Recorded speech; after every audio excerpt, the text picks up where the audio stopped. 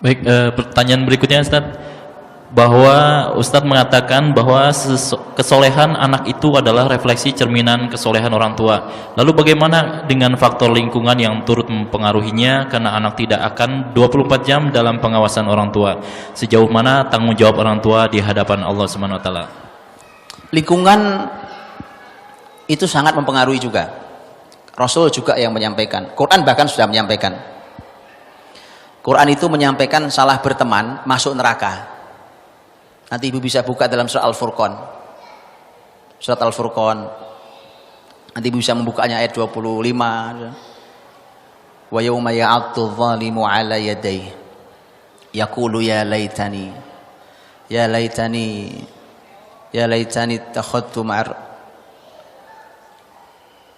Apa ayatnya? Wa yawma ya'addu dhalimu ala yadayhi. Hari ketika orang zalim menggigit kedua tangannya. Ini ada hari penyesalan, orang zalim pasti masuk neraka. Kemudian dia berkata, ya laitani takhadtu ma'ar rasuli sabila. Dia berkata, aduhai celaka, mengapa dulu waktu saya hidup saya tidak menempuh jalannya Rasul. Ya wailata laitani lam attakhidh fulanan khalila. Aduhai celaka, mengapa dulu saya tidak berteman akrabnya dengan fulan. Nah, jadi berteman akrab itu Bu, kalau salah itu masuk neraka. Ini ayatnya soal Furqan. Dia akan masuk neraka. Makanya jangan sampai salah berteman, salah mengagumi, itu masuk neraka. Karena itu sangat penting. Ayat sendiri sudah bicara. Nabi sendiri juga sudah menyampaikan, ar-rajulu ala dini khalilihi falyanzur ahadukum man yukhalil. Seseorang tergantung dengan siapa dia berteman akrab. Tergantung itu. Maka lihatlah dengan siapa dia berteman akrab. Jadi mohon diawasi, dilihat Bu. Nah jadi, terus apa hubungannya tadi dengan kesolehan orang tua? Begini, begitu anak lahir, yang megang pertama lingkungannya apa orang tuanya? Orang tuanya pasti bayi. Ini loh hikmah urutannya Bu. Anak kita yang berapa umurnya? Umpamanya 2 tahun, 3 tahun, bahkan mungkin 4 tahun. Kalau datang tamu kita, dia nggak kenal, anak kita nggak kenal itu tamu kita, umpamanya tamu saya, tamu pasangan kita gitu, umpamanya. Anak itu cenderung duduk nyaman ngobrol atau dia cenderung pergi lari? Cenderung pergi lari. Tentu di batas yang wajar, di batas yang normal itu ada hikmahnya. Apa hikmahnya? Lihat Bu. Dia awalnya di perut bundanya, nggak terpisahkan kemana bundanya pergi. Ada di sini, tidak terpisahkan dari perut bundanya, betul? Lama-lama dia lahir, mulai lepas dari badan bundanya, lahir. Begitu dia lahir, tapi tetap dalam pelukan bundanya, menyusui setiap saat, betul? Itu 2 tahun loh lamanya. Wal walidatu yurdi'na auladahunna haulaini kamilaini liman arada ayyutimma radha'ah. 2 tahun menyusui sempurna, masih dalam dekapan orang tuanya. Bahkan siapapun yang ada, anak ini, bayi ini nangis Bu, nangis. Begitu nangis digendong sama orang lain, nggak diem, digendong yang lain nggak diem, digendong ibunya langsung cep, langsung diem. Itu lihat, bahkan bapaknya coba gendong nggak diem juga. Lihat itu, hikmah besar Bu, bahwa itu hari-hari diberikan oleh bunda sampai umur 2 tahun, tidak ada yang menyaingi bunda siapapun itu, bahkan bapaknya sekalipun. Maka kalau dari mulai hamil sampai menyusui, ibunya sibuk sendiri, Anda akan menyesal karena usia itu tidak pernah kembali lagi. Usia khusus Anda punya, nggak ada yang lain. Begitu dia semakin tumbuh, maka orang kedua tentu ayahnya. Setelah 2 tahun ayahnya mulai terlibat, dia mulai mengenali ayahnya dengan sangat baik, mulai akrab dengan ayahnya, mulai ini itu bergaul, sekarang bundanya ayahnya. Dia mulai kenal kakaknya, adiknya kalau punya kakak adik. Begitu mulai kakek nenek kalau dia tahu, kemudian ada kerabat apa segala macam, bertahap. Lihat tahapannya, dari ring yang paling dekat kemudian lebar, kapan lingkungan hadir?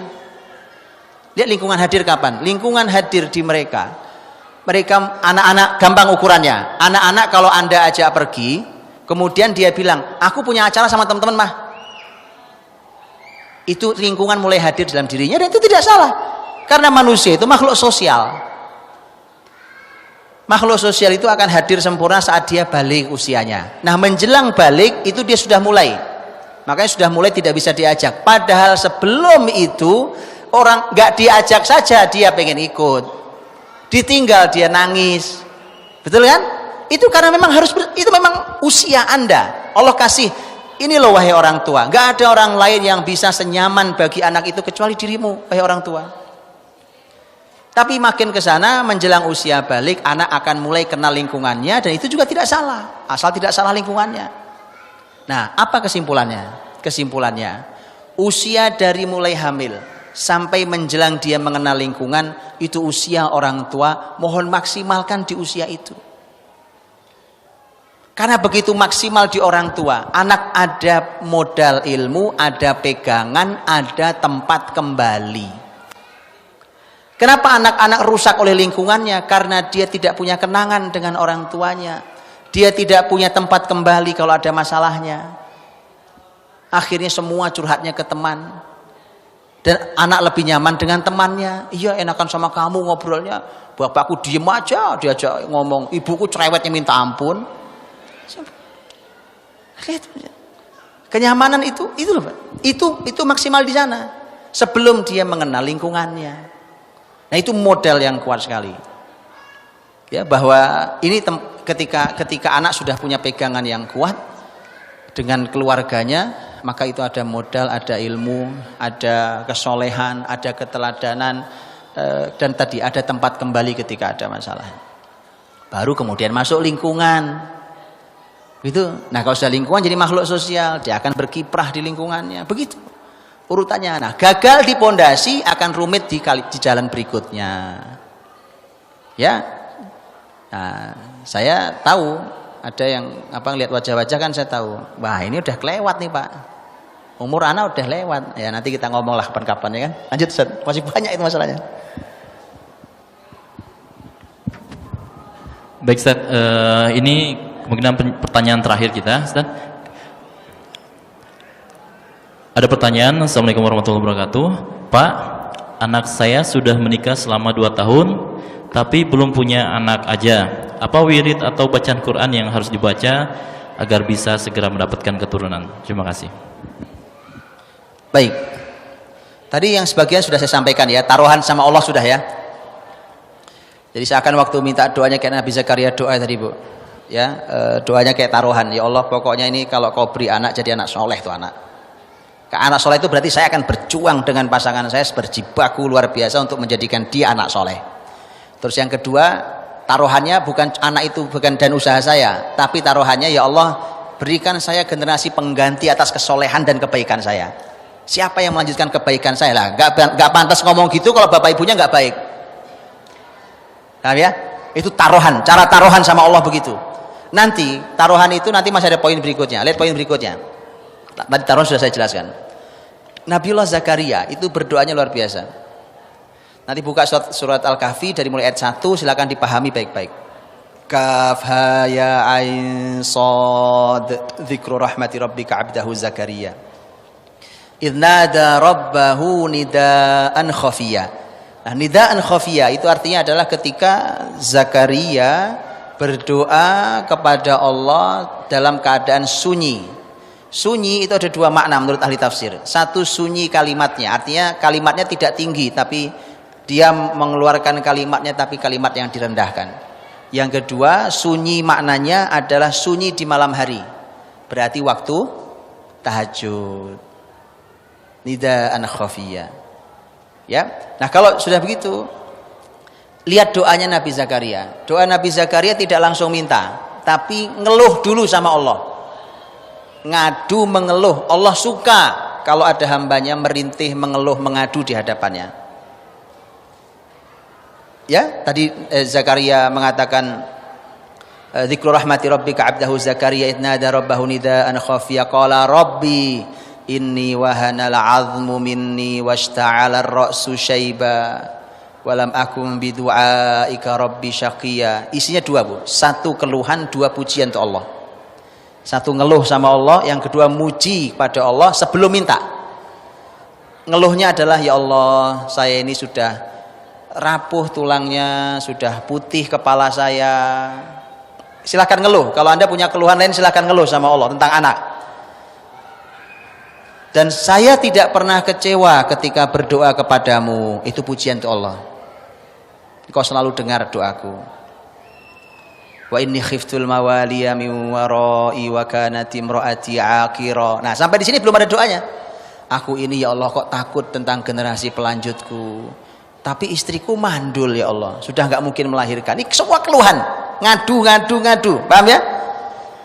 Nah, setelah itu baru minta fahabli min ladunka waliya. Maka anugerahkan dari sisimu seorang keturunan pelanjut.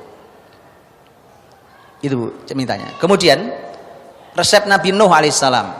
Resep Nabi Nuh alaihissalam ini luar biasa. Nabi Nuh di dalam surat Nuh, faqultu astaghfiru rabbakum innahu kana ghaffara. Maka aku berkata kepada kaumku, minta ampunlah kalian kepada Allah, istighfar kalian kepada Allah.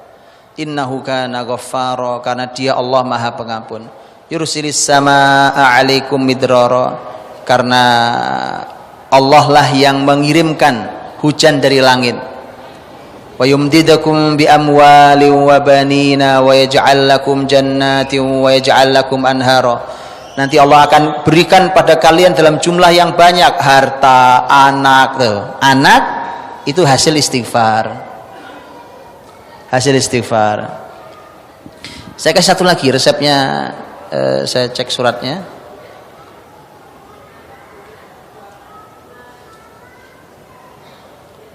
Saya lupa ininya di ayat berapa.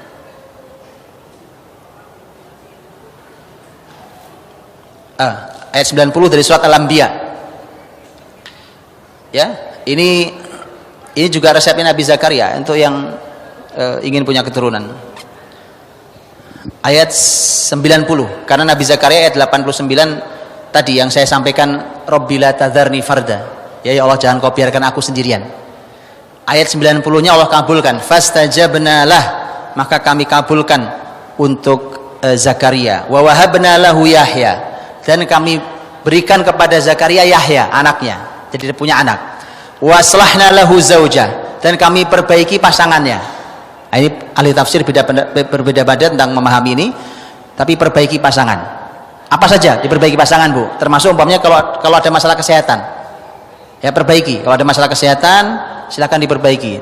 Ya, atau ada masalah akhlak, perbaiki akhlaknya. Waslahna lahu zauja. Lihat ini, innahum kanu yusari'una fil khairat wa yad'unana raghaban wa rahaban wa kanu lana khashi'in. Ini resep juga. Dulu mereka ini, kenapa sampai Allah berikan? Dulu mereka ini adalah orang-orang yang cekatan, cepat, bersegera kalau dalam kebaikan. Ada peluang kebaikan, samber, peluang kebaikan, ambil gitu. Ya, jangan lambat-lambat. Ini peluang amal, ambil gitu. Itu Allah kasih ini. Mereka yusari'una fil khairat. Kemudian wa yad'unana raghaban wa rahaba. Berdoa kepada kami, kata Allah, itu mereka ini doanya kepada saya, kata Allah, itu raghaban wa rahaba, dalam keadaan berharap dan takut. Berharap dikabulkan, takut tidak dikabulkan. Ini tadi sudah kita bahas tentang doanya. Kemudian wa kanu lana khashi'in, dan mereka ini kepada kami sangat khusyuk.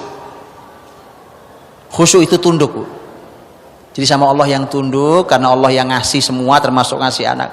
Yang tunduk, yang taat, yang terima semua keputusan Allah. Gitu. Nabi Zakaria yang sudah tidak mungkin secara hitungan manusia masih mungkin, apalagi yang masih mungkin. Dimudahkan Allah, insyaallah diberikan keturunan yang soleh. Wallahu a'lam bishawab.